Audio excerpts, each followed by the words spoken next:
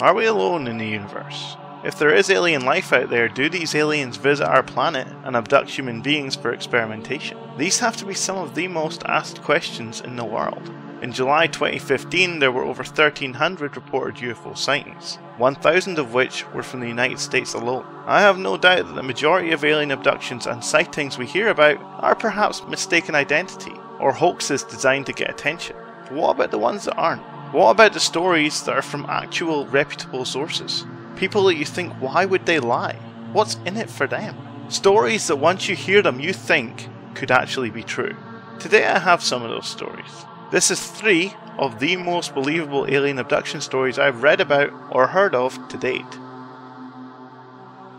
August 13th, 1975, Almagardo Desert, New Mexico, 1 AM. Sergeant Charles Moody was in the desert watching a meteor shower he had read about the day before in a newspaper. Everything was going well until he seen something odd. One of the meteors had broken away from the others and was heading towards the desert, heading towards him. The meteor got closer and the light it was emitting was getting brighter.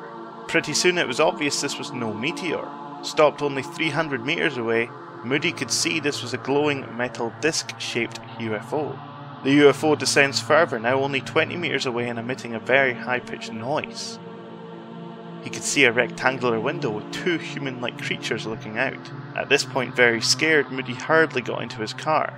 He tried to start the engine but nothing happened. His whole body started to feel numb. Then the UFO just flew away. Moody tried the engine again and this time it worked. He sped home and didn't look back. When he got home, however, and seen his clock, he was shocked to see the time was now 3 AM. Moody had lost over an hour. The following day, he experienced a severe lower back pain. He also started to exhibit a rash on his lower body. Consulting a doctor and advising him of his lost time, the doctor recommended a form of meditation. Over a several-week period using this meditation, Moody began to remember and piece together his missing time. And what he remembered, well, let's just say it may shock you. Initially, when Moody started to feel numb in the car, the UFO just didn't fly away. No, in fact, 2 creatures got out. These creatures were not human. Moody describes them as being 6 feet tall, having grey skin, hairless, small ears, small nose, skinny lips, and they had protruding brows. They wore skin-tight black clothing. These creatures were now heading for Moody. Of course he tried to fight them off, being a military man, but was rendered unconscious. When he awoke, he was on some sort of slab, paralysed, surrounded by technology he did not recognise. Stood next to him was a 3rd creature, smaller than the others, yet clearly in charge. Moody could hear a voice in his head telling him that if he agreed to behave and not do anything violent, then he would be allowed to move freely. It was a smaller creature, the leader, talking to him telepathically. Moody agreed. The leader took a metal rod and placed it against Moody's back. He was no longer paralysed. Being a man of his word, he did not do anything violent. No, in fact, the leader showed him around the ship. Talking to Moody telepathically, the leader told him about a mothership, which was hundreds of miles above the Earth. He explained they would meet again, but not for about 20 years. He then touched Moody's head and told him he would not remember this for some time. And then he dropped him back at the car. There has, of course, been some skepticism over Moody's claims, particularly by an investigator called Jim Lorenzo, who states, during retellings of the story, Moody changed key facts, such as in one telling saying the mothership was 400 miles above the Earth, and then in another saying 6,000. He also states Moody claims the 2 human-like creatures were frail, but then 6 feet tall. Compelling evidence to be sure. However, I definitely think it's worth mentioning that Moody was analysed by Charles McCuistion, co-inventor of the psychological stress evaluator, an earlier version of the lie detector, and Moody passed. Kentucky, January 6th, 1976. 3 friends, Mona Stafford, Louise Smith, and Elaine Thomas, were out at a restaurant in Lancaster, celebrating Mona Stafford's birthday. After they had finished celebrating, all 3 women got into Louise Smith's car and headed home together. They noticed a bright red object in the sky. Not sure what it was, they were curious, but they were soon going to find out in great detail what this object was. As the object was starting to get closer and closer, Louise Smith's car soon started to act strangely, speeding up and drifting towards the object. Louise panics and shouts, "I can't keep the car on the road!" Mona Stafford grabs the steering wheel and tries to help, but it was no use. The car was out of their control.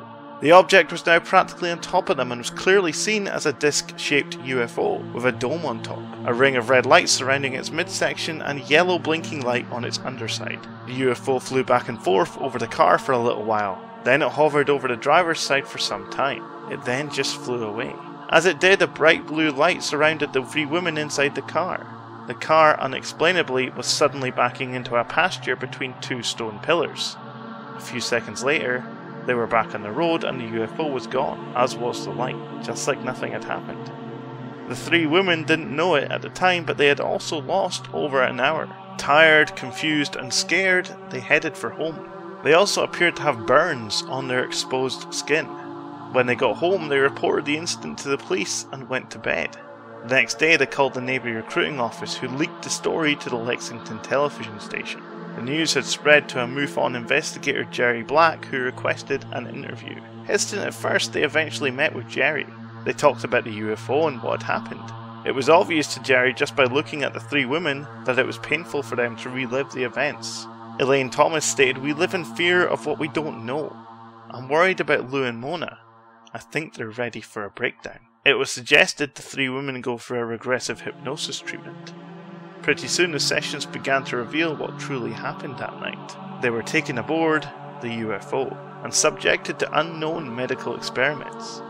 These experiments were very personal and very barbaric. The women thought they were being tortured. Though they were not sexually abused, they were placed in embarrassing and humiliating positions. What makes this story stand out above the rest was not just the news coverage it got, but the evidence surrounding the abduction. That night, there were several reports to the police of an unknown flying object being seen.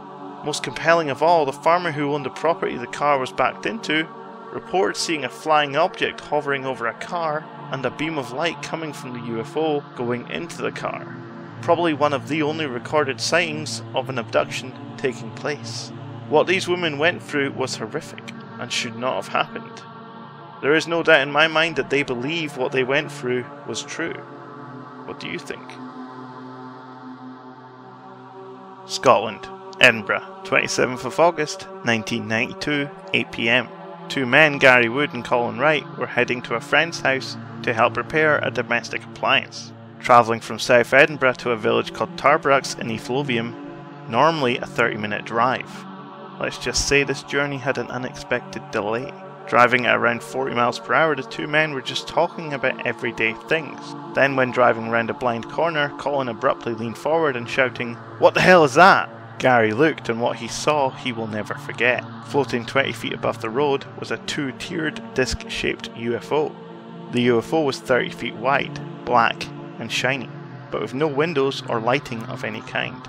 Gary is a mechanic, so very familiar with many different vehicles and the metals used in them. He had never seen anything like this. Not wanting to stick around and find out what it was, Gary pushed the vehicle to almost 70 miles per hour. As they drove beneath the UFO, a curtain of light came down. Gary described it as like looking at a detuned TV set. Just flickering lights. Seconds later, they could not see anything. It was completely dark. Then suddenly the darkness had gone and the car was veering all over the road. Colin was shouting at Gary to look out. They managed to stop safely, and when they looked back, the UFO was gone. Taking a few seconds to recover from this experience, they set on their way again, discussing what had just happened. Arriving at Tarbrucks, they pulled over at their friend's house. Gary went to undo his seatbelt, but it had already undone. A little confused, he shrugged it off. They both got out of the car and started unloading their equipment.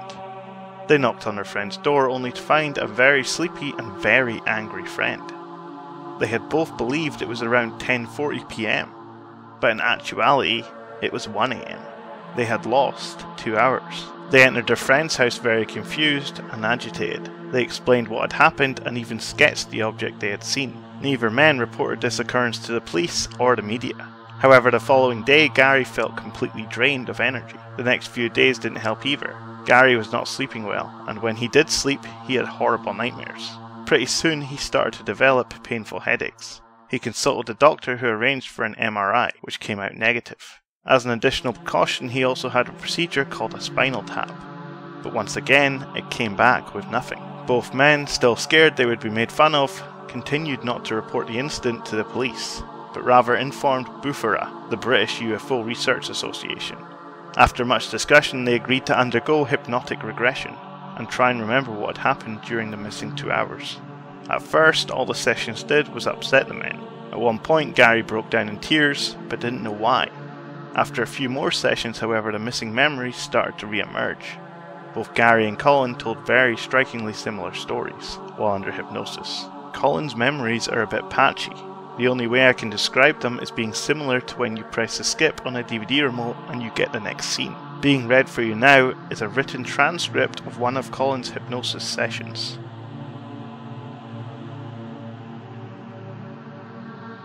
I want you to relive that night, Colin.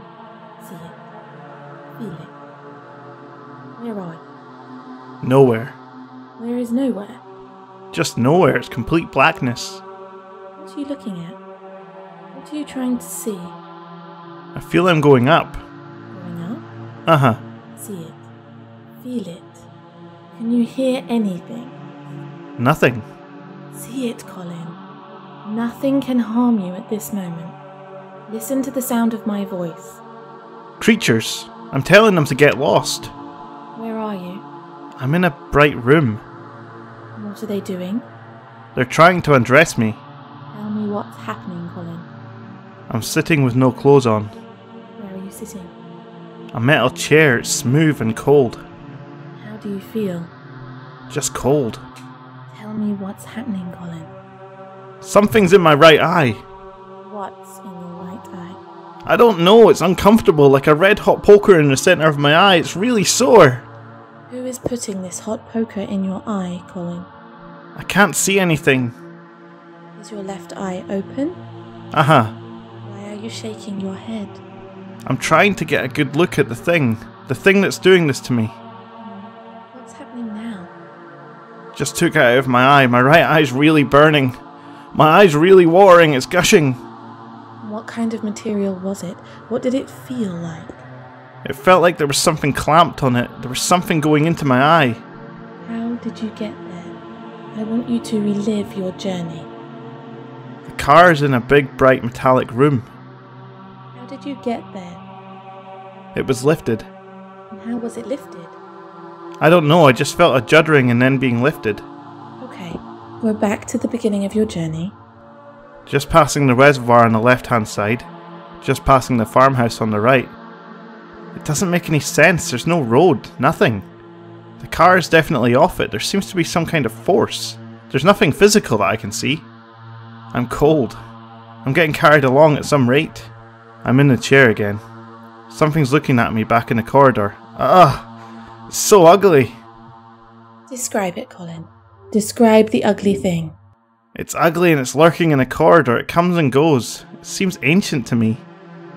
Ugly, it's really badly deformed. I'm not scared of it anymore. It seems that the thing has been in a fight and it's the loser. I think it's trying to manipulate me. In what way? I don't know, I just think I'm pissing it off because I'm not scared anymore. I'm laughing at it. It's weird. It's away. I can hear a noise behind me. I can't think of a word to describe it. I'm staring at a wee one. A wee what? A wee creature. It's not very happy with me. I don't think I was supposed to look behind my chair for some reason. It's looking at me with those black eyes, but I'll not give in. It's trying to outstare me. It's away. I don't think it was very pleased with me.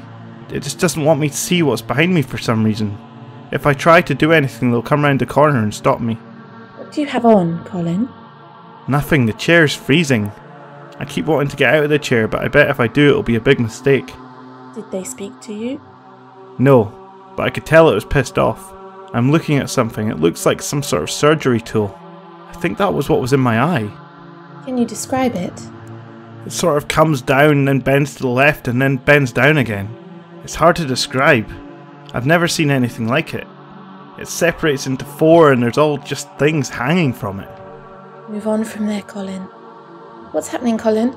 Two of them have got me by the feet and they're dragging me towards a small archway. How did you get out of the chair? They grabbed my feet. I think I pushed them off. What's happening now? They're dragging me back to the car. They're really not fussy about hurting me. Where are you now? Back in the car, back in the seat. Do you have your clothes on? Yes. Go back to when you put your clothes on. What's happening? Putting my clothes on. Who? The wee aliens. How many are there? 4. There's a big alien in front of me doing something. My head is pounding. I don't know if it's giving me something or taking something out of my head. My mind goes black and then lighter. My head feels numb. It feels massive. It feels as if I've got a big forehead. What's happening? Shooting pain. I don't know what they've done, but it's weird. My brain feels like it's swollen, pushing my head out, like it's going to burst. I can't handle it. It's stopped. It's weird. Can you move on? Where are you now? Back on the road. How did you get there? Big bang, then a thud. Anyone in the car with you? Gary's looking at me. He's bewildered. Gary's asking me, did you see what I saw? Did you see Gary on your travels? No, just now. Unfortunately, I was unable to find a written transcript of Gary's hypnosis sessions. However, his experiences are well documented, and this is what he recalls from that night. Gary remembers waking up on a table paralysed. He was in a featureless circular room. In the centre of the room was a black lens-shaped device. The device kept twisting and turning and appeared to be folding in on itself. Gary describes it as being similar to a Mobius strip. He could only speculate as to what the device was. He became so fixated on the device that he was not paying attention to what was happening around him. Suddenly he could see a long, thin arm reaching over his chest, and then abruptly dropping onto his chest. This memory affected Gary so much that it actually snapped him out of hypnosis. During another hypnosis session, he remembers a hole forming in the floor. This hole was filled with some kind of gel-like liquid. Colin began to raise out of the liquid until it was about 3 feet above the ground. It began to make a noise similar to an electric motor and rotated slowly. Part of the column extended even further until it was the same level as Gary's eyes. At the top of this extension was 2 red glowing dots. The liquid now began to vibrate. Emerging from the liquid was a frail looking creature. It was described as looking like a traditional grey, but much, much skinnier, like a skeleton covered with skin. The skin over its ribs was bruised. In further hypnotic sessions, Gary goes on to describe many other creatures. Interestingly, he believes they had difficulty with the gravity as they frequently fell over. He believes due to all the damage the creatures suffered, that this gel-like substance was medical in origin and used to treat their injuries. Gary remembers seeing at least 20 different creatures, most tall, grey and frail. Not all appeared to be the same, however. He describes a smaller creature with a heart-shaped face. On its cheeks were 3 lines, similar to the markings used by Native Americans. Probably the most noteworthy of all was one that looked surprisingly human, wearing a black suit and tie. Could this have been a man in black? Gary thought to himself, why are you doing this? And what happened next is a little more than bizarre. He got an answer. Appearing in his head was the word sanctuary. He was communicating telepathically with one of the creatures. During communication it said, "You are more advanced than us, but you have been capped. Our existence is much like your own. We also have concerns and needs." What could this mean? Is our development being held back by something or someone? Maybe. There are certainly plenty of historical stories out there of humans with extraordinary abilities. Are these stories or our natural birthrights?